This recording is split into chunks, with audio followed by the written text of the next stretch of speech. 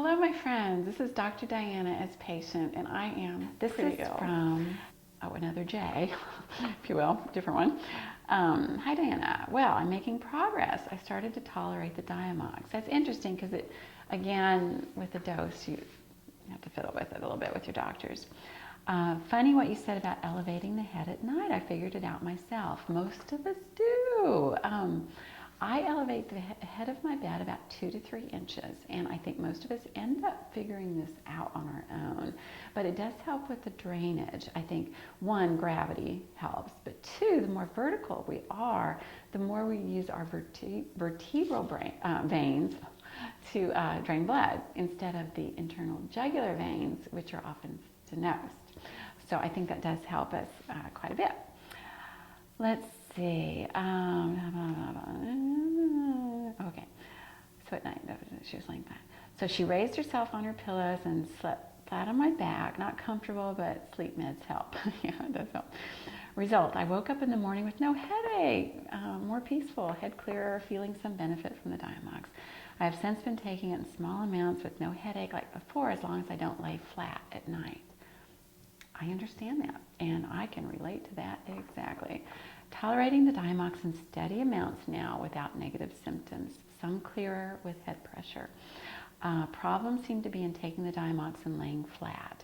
I think that's a great thing, like we would have been on the forum, hence it's on this now, because this laying flat thing, there is definitely something to that, okay?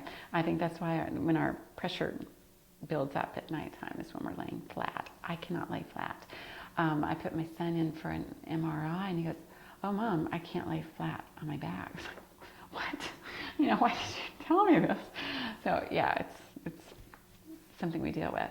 Another strange symptom. Let's see how strange this is. The first day or so after feeling improved effects from the Diamox, I got ear burning and a slight sense of drainage and burning down the sides of my neck.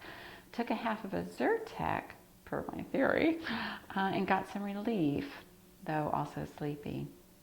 It's tough to say what that is. It could very well be some inflammation, but hard to say. Okay, now this is a patient who also thinks, or they suspect, of having Lyme. But as many of you know, a lot of us also have TNF alpha, interleukin 1, interleukin 6 that are elevated just like they are in Lyme. So sometimes it's hard to tell, believe it or not. Let's see. There's good evidence that she has excess brain fluid, and although her Lyme doctor thinks it might be from inflammation from the Lyme infection, but hopefully this is the beginning of treatment. Yay! Thank you, Driscoll theory. Let's see. I'm curious about your connection of EDS to mast cell disease. Oh, yes, okay.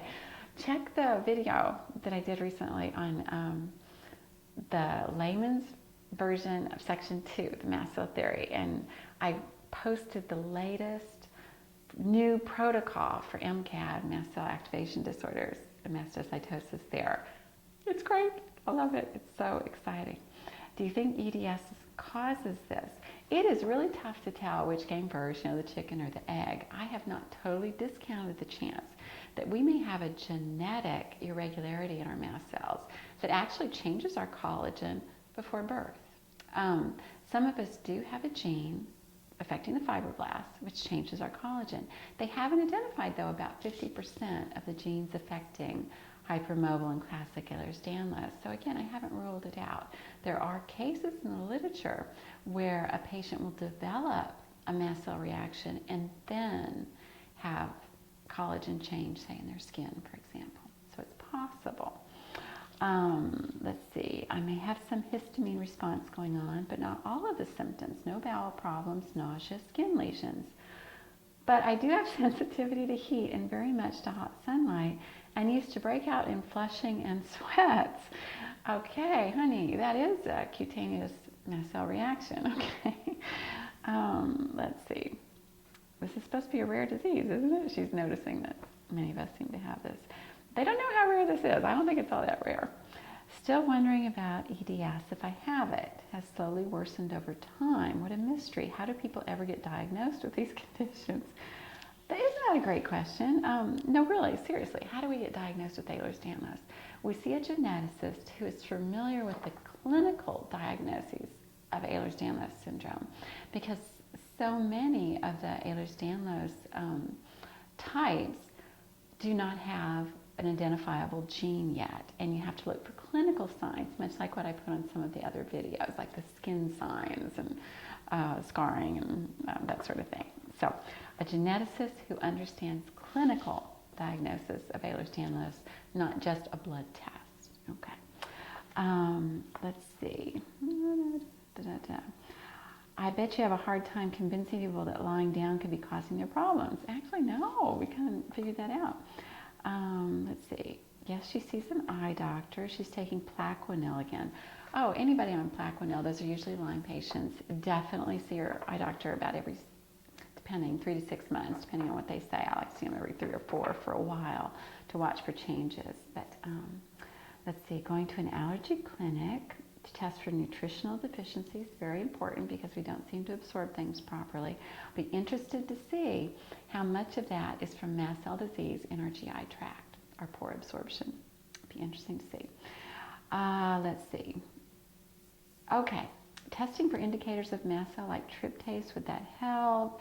And again, check the new protocol. I'll go ahead and attach it again on this website, because if it looks like a duck, it quacks like a duck, it's a duck, is basically the new protocol. We don't have to have elevated tryptase. We don't have to have elevated urine methylhistamine or a positive bone marrow biopsy.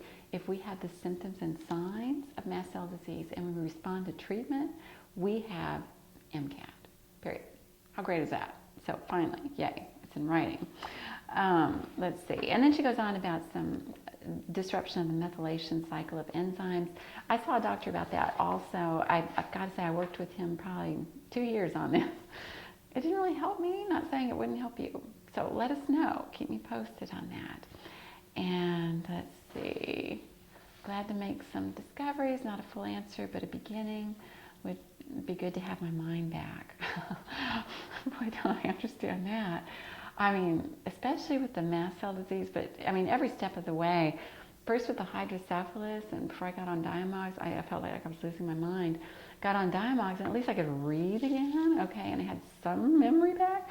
And then when I got on mast cell medication, I had really gone downhill, and I've shared this with you guys a few times, but in case you've missed some of the other videos, I felt like I was demented. I couldn't remember my dog's name, my address. I had to look it up twice.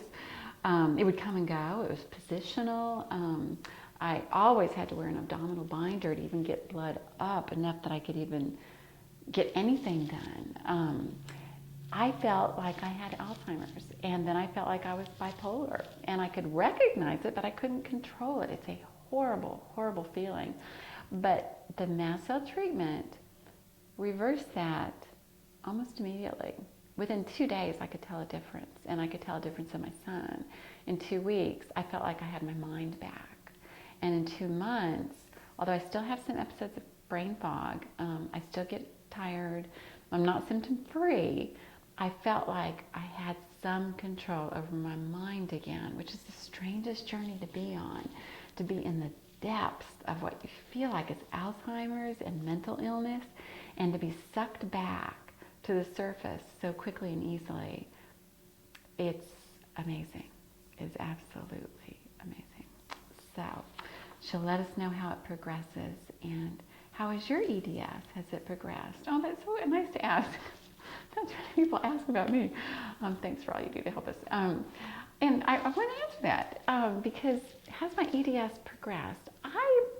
I don't think the EDS itself has progressed, in that the only reason I am looser, if you will, or more flexible, I guess would be a better term, is I got hit and run over by a truck, so my ability to exercise has been quite limited. And boy, does that make a difference, I'll tell you. But getting control of the mast cell disease and taking some of the pressure off my brain and having treatment for CCSPI has basically, and getting my meds where I feel pretty good about them, has made it to the point where I'm pretty stable. I still have tough times, and every day is still, let's wait and see what happens day. But I am so much better than I was. I don't feel like my joints are in any worse shape, except again where I got and hit and run over by the truck, but I don't think those are any worse. I no longer feel like I need to have a neck fusion or decapitation or whatever. I mean, that neck pain was horrible. I couldn't move my head without feeling like I was passing out. It was terrible. So I was ready to have fusion, Chiari surgery, whatever I needed to have. I couldn't hold up my own head. That feeling is gone. So yay. Anyway, again, I will see you on the forum. Keep in mind, keep your eyes open. We'll try to hopefully have podcasts going here pretty soon, as soon as I can figure out how to do it. And please be patient with me. I think the spam filter is going to help our forum, and we'll keep rocking and rolling there. Thank you guys so much for your support. Love you all. Till next time, we're going to change our world one brain cell at a time if we have to. Gentle hugs to you all. Bye. Guys, it's like 105 degrees. Texas, I know. Love videos. You know, tacky shorts.